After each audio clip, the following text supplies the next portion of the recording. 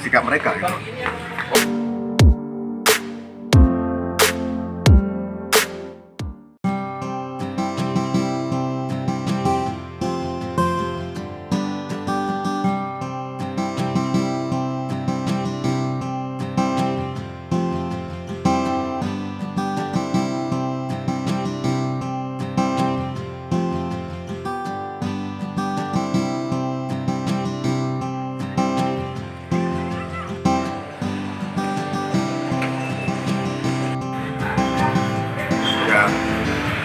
Oke, terkait kegiatan hari ini Pak De, acara apa dan seperti apa?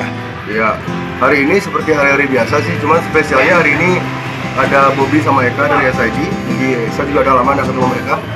Dan ini juga sebagai, ya ada rokok. Nggak apa-apa. Ini juga sebagai simbol jika SID sudah satu suara untuk menolak rapid atau swab sebagai syarat administratif. Awalnya ini kegiatan dari tanggal 2 Juni ya? 4 Juni 2020. 4 Juni dan Rencana awalnya itu hanya berlangsung sebulan, dari 4 Juni sampai 4 Juli. Oke. Tapi karena masyarakat masih kelaparan, pemerintah belum memberi solusi yang konkret. Akhirnya kami melanjutkan lagi programnya dan sampai sekarang. Sampai kapan rencananya kalau melihat kondisi kayak seperti ini? Selama pemerintah belum memberi solusi yang konkret, ya aksi-aksi seperti ini akan terus ada.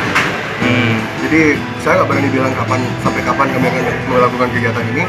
Tapi selama pemerintah masih belum bisa memberi makan rakyatnya yang kelaparan, ya ini pasti kegiatan seperti ini akan terus ada. Tapi jika pemerintah sudah bisa bekerja dengan benar, warga negaranya sudah bisa hidup layak, tidak ada yang kelaparan, ya jadi kami mungkin tidak perlu buat acara seperti ini lagi. Kalau jujur sih, kalau saya ditanya apakah saya senang melakukan kegiatan seperti ini, apakah saya mendapat kepuasan, enggak gitu. Ini saya jujur ngelakuin hal kayak gini capek terus belum lagi dipelintir gini isunya sama orang, dibilang bisnis kaos segala macam, dibilang pencitraan, dibilang dibilang melanggar protokol segala macam. Ya capek sebenarnya bikin kegiatan kayak ini. Tapi kalau saya dan kawan-kawan tidak melakukan kegiatan seperti ini,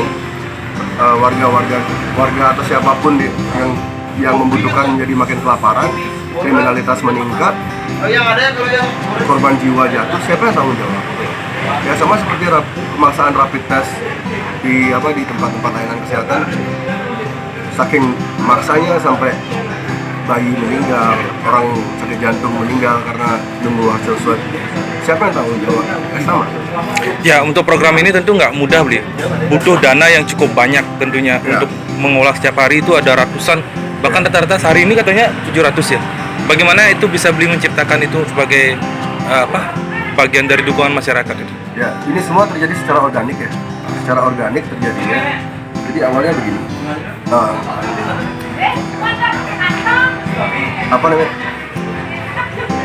Saya lihat di Indonesia ini banyak masyarakat yang punya sikap yang berseberangan dengan narasi global. Tapi kaum-kaum yang tidak setuju dengan narasi global tentang pandemi ini, mereka tidak punya media untuk mengekspresikan sikap mereka gitu. Jadi kan ketika Indonesia ini seperti dipaksa untuk seragam, tunduk kepada WHO, tunduk kepada protokol WHO, tunduk pada apapun yang WHO bilang. Ada lapisan masyarakat yang sebenarnya tidak setuju, tidak sejalan.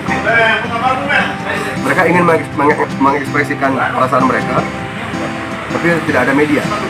Dan di satu sisi juga, fakta di lapangan masyarakat masih banyak yang kelaparan. Jadi masyarakat yang kelaparan ini mereka butuhnya apa? Butuhnya makan.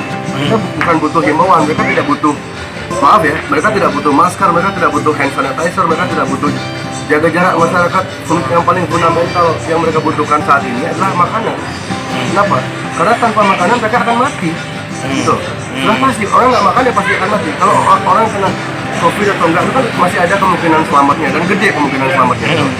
Dan sebagian besar mayoritas orang itu yang kena COVID itu selamat, baik-baik aja.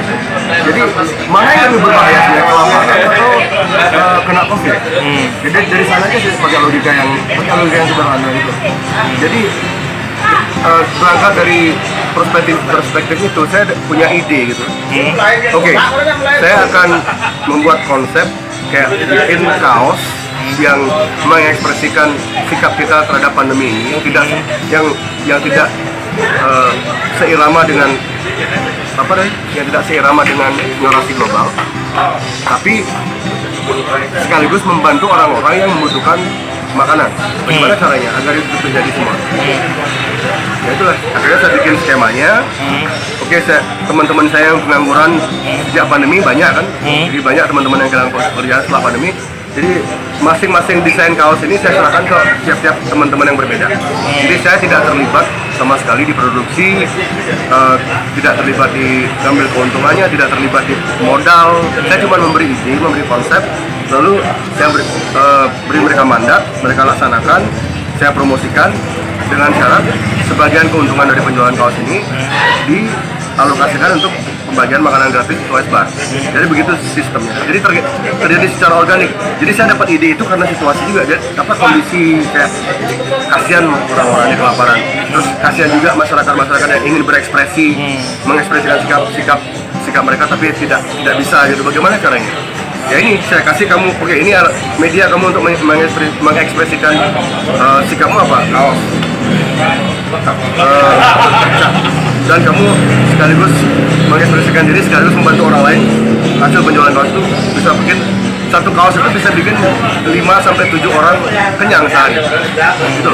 Jadi satu kaos itu bisa bikin 5 sampai 7 orang itu nggak kelaparan sehari. Itu kan jika dihitung kayak kita masukkan itu kayak pakai algoritma kriminal itu sudah berapa kriminal yang berhasil dicegah gitu. Kalau kita mau berpikir sehat gitu, dari ribuan, kan kami melakukan kegiatan ini sejak 4 Juni 2020. Per hari itu 200 sampai 300 bungkus. Itu berapa ribu orang sampai sekarang? Sudah 2 bulan lebih. Berapa kejahatan yang batal terjadi gara-gara itu? Ya, berapa nyawa yang, kalau kejahatan kan pasti ada korban jiwa. Kalau kejahatan ada korban jiwa, korban kerugian materi. Sebutlah kemungkinan terburuk korban jiwa. Sudah berapa korban jiwa yang bisa terselamatkan dari program bagi-bagi nasi ini? Berapa kejahatan yang batal gara-gara mereka akhirnya makan, akhirnya mereka bisa tidak perlu berbuat kejahatan untuk bisa mengisi perutnya. Hal-hal seperti itu pernah kepikir nggak sama pembuat kebijakan kita? Hal-hal kayak gitu pernah kepikir nggak sama WHO? Hal-hal kayak gitu pernah kepikir nggak sama, maaf ya, dokter-dokter? Mereka kan ya, karena mereka mungkin bidangnya, mereka tidak hidup di jalanan, mereka tidak bergaul dengan orang-orang miskin, ya, jadi mereka tidak tahu fakta-fakta kayak gitu. Jadi ya, kalau dibilang pendanaannya dari mana? Pendanaannya sebenarnya dari rakyat. Oke. Iya, jadi pendanaan makan pembagian pangan selama 2 bulan lebih di OS Bar ini per harinya itu dari rakyat. Jadi bukan dari saya, bukan dari kawan-kawan saya, enggak. Dari rakyat untuk rakyat. Terima kasih, Li. Terima kasih.